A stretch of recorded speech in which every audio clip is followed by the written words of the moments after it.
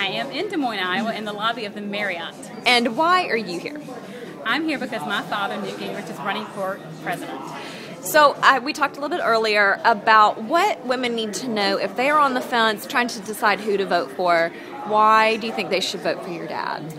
My dad, Newt Gingrich, is the only presidential candidate, including President Barack Obama, who has balanced the national budget, who has cut spending, cut taxes, and reformed welfare, a major entitlement program. He's done it before. He can do it again. And at this time in our nation's history, we need someone who can get things done, not someone who can just talk about them. And so we know a lot about his policies. We've seen him on the public stage a lot. But what do you think there is about your dad that women voters maybe don't know about him yet that you know?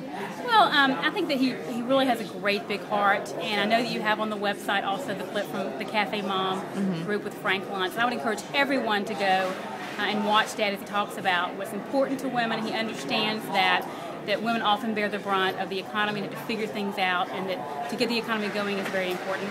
But also to see him talk about his mother and her impact on him. He was the son of a career Army officer for 27 years, and his mother, who he loved very much, and she just doted on him. They were so cute.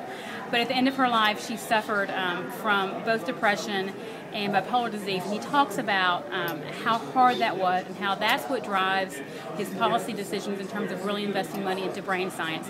He understands that it's about the human cost, both the people that are afflicted and also their families, and how much it means to them and how important it is that we do research in this area.